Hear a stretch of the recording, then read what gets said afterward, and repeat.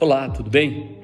Eu creio que você tem nos ouvido às quintas-feiras, tem recebido muitas informações e coisas que Deus tem falado conosco.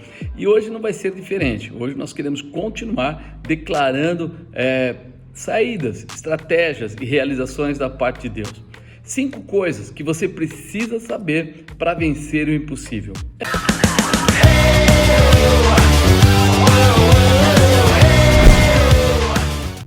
A nossos olhos humanos, muitas vezes a gente diz assim, não tem como, nós não conseguiremos alcançar o objetivo, não tem como passar por sobre pandemias e dificuldades, mas em Cristo nós somos mais que vencedores. Por isso eu quero falar dessas 5 coisas que você precisa saber para vencer o impossível. Está lá em Atos capítulo 12, vou usar isso como base, né? Então, primeiro, o mundo procurará satisfazer os que são do mundo. Presta atenção, o mundo procurará satisfazer os que são do mundo. Olha o versículo 1 que diz: E por aquele mesmo tempo o rei Herodes estendeu as mãos sobre alguns da igreja para os maltratar, e matou a espada Tiago, irmão de João, e vendo que isso agradara aos judeus, continuou mandando prender também Pedro, e eram os dias dos asmos. Veja que se eu começar a me apegar ao mundo, eu vou perceber que o que eles querem é satisfazer o mundo. Nesse caso, quando a gente olha para Herodes, ele sabia o que estava acontecendo, ele sabia qual era a dificuldade, ele sabia que os judeus estavam querendo que alguém ali fosse realmente, vamos dizer assim, morto, que fosse um exemplo para que aquela seita dos cristãos, como eles diziam, fosse parada. Então, peraí, entenda isso, o mundo vai procurar satisfazer os que são do mundo. Você vai ter que escolher. Se você viver com a visão do mundo, você vai fazer aquilo que agrada o mundo. Se você viver com a visão de Deus, você vai procurar aquilo que agrada a Deus. Nós temos que ter isso como convicção, por quê? Porque é em Deus que nós vamos pedir, como cristãos, é em Deus que nós vamos pedir a nossa proteção, a nossa sabedoria, a nossa autoridade e a nossa realização. Então preste atenção nisso. Segundo, os líderes do mundo, eles fingirão ser espirituais. Isso mesmo. Se você procurar saber, você vai descobrir que muitas vezes o pessoal do mundo, ele não se coloca totalmente contrário, ele coloca-se espiritualizado, mas com uma destinação enganosa, né? Com aquela história que ele até pede oração para você, mas ele continua no pecado. Ele até fala para você de Deus, mas ele não segue os critérios ou os princípios de Deus. E isso fica muito claro. Versículo 4. E havendo-o prendido, encerrou na prisão, entregando a 4 quaternos de soldados para que o guardasse, querendo apresentá-lo ao povo depois da Páscoa. Olha, veja que interessante. A Páscoa era um momento, de lembrar o quê? A salvação do povo que estava no Egito e acabou, vamos dizer, sendo liberto, ou seja, uma libertação vinda de Deus. E eles pegam esses homens que estavam lá e prende Pedro e o pessoal que está com ele, com uma configuração, entregar depois da Páscoa, como se a Páscoa para eles fosse alguma coisa razoável. Era apenas uma festa e eles não queriam mais confusão com os judeus, eles queriam satisfazer. Então, o guardar a Páscoa não era um guardar a Páscoa. O guardar a Páscoa era simplesmente não arrumar complicação com aquilo que aqueles religiosos tinham na época. Então, cuidado, os líderes do mundo fingirão ser espirituais, mas eles não vão ser. Vamos esperar a Páscoa, vamos esperar o Natal, vamos de repente, é dia de Ramos, é dia de não sei o quê. Eles vão pegar todas as coisas que tem na Bíblia, né, que passam ali as festas ou qualquer outro tipo de festa, e vão colocar como se aquilo fosse importante. Na verdade, não é importante para eles. Eles vão usar apenas para empurrar você mais para frente ou para mostrar para você ou para quem quer que seja que existe sim uma intenção, entre aspas, de não fugir ou não desfazer ou não desprivilegiar ou não guardar um dia que é tão especial. Terceiro, a oração da fé sempre provocará respostas impossíveis.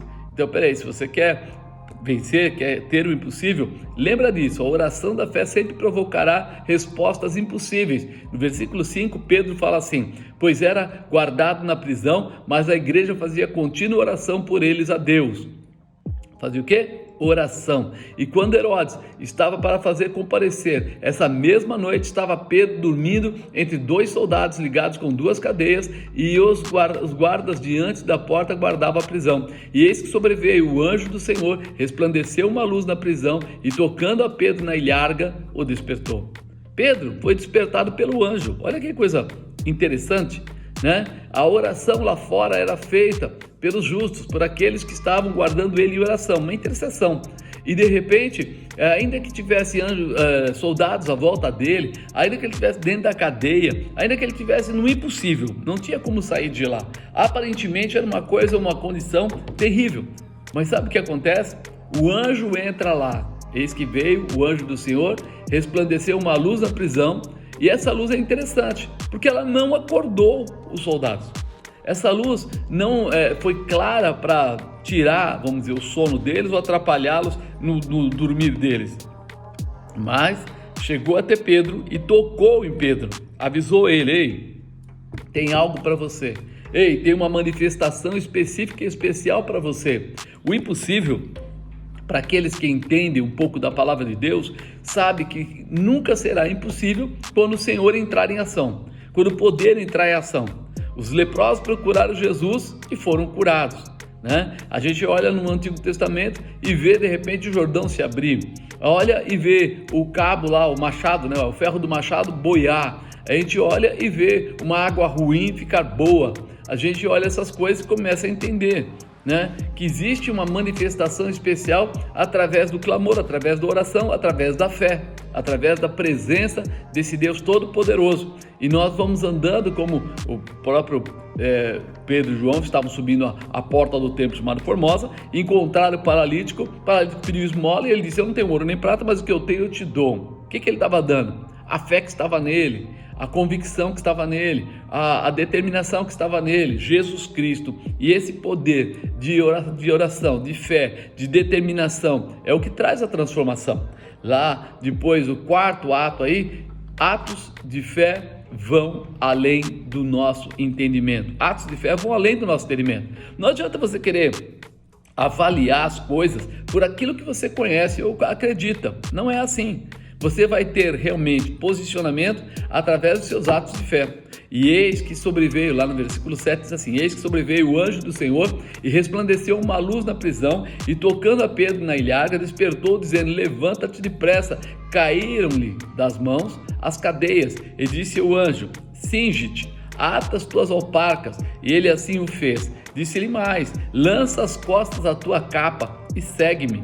E saindo o seguia, e não sabia se era real o que estava sendo feito pelo anjo, mas cuidava que tinha alguma visão.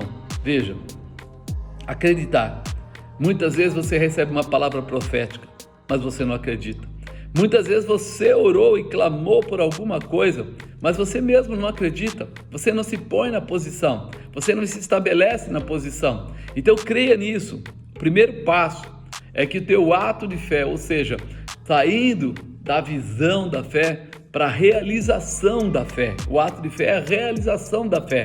Ele fala: e saindo seguia, e não sabia se era real. Veja, antes de ele ter dúvida, antes de ele querer tirar a prova, antes de qualquer coisa, ele seguiu, ele assumiu, né? Ele não sabia que estava sendo feito pelo anjo.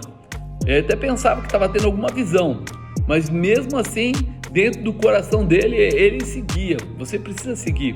Você precisa ir realmente, através de atos de fé, além do entendimento humano. Fala a verdade. Fé não se explica com entendimento humano. Fé não se explica cientificamente. Fé se exerce, porque é milagre. E milagre assim funciona. Então, procura entender isso. Você precisa ter fé, mas a tua fé só terá convicção no teu comportamento, na tua realização, com aquilo que você fizer. Foi o que Pedro fez. Ele saiu, ele foi atrás do anjo. Não cuidava, não sabia se aquilo era verídico, era real ou não, mas ele foi.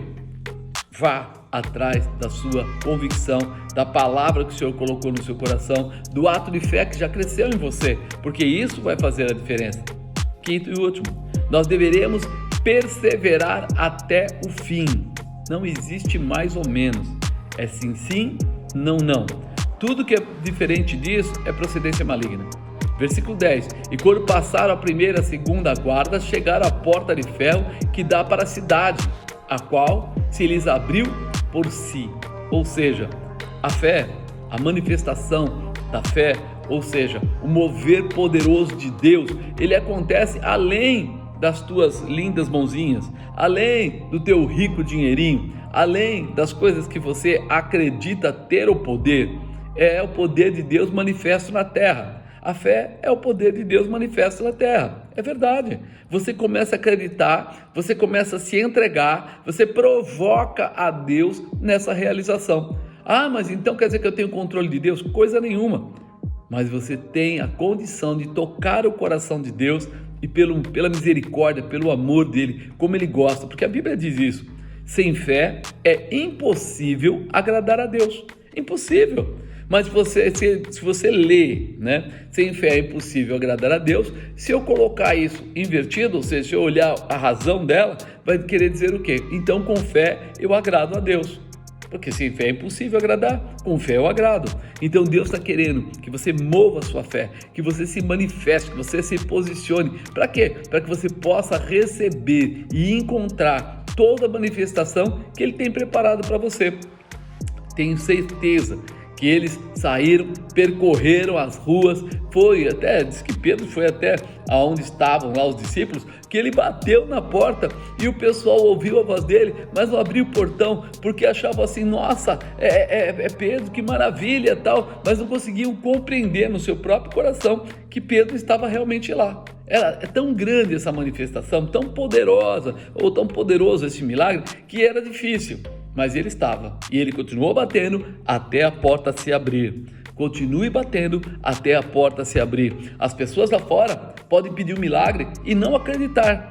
As pessoas lá fora podem desejar você abençoado, mas não acreditar, não abrir a porta. Mas você abre a porta, você continua batendo, batei, abrir-vos-á, pedis e recebereis. Você vai continuar batendo e essa porta vai se abrir, porque a fé que Deus colocou no seu coração é a fé realizadora que o Senhor tem preparado para você.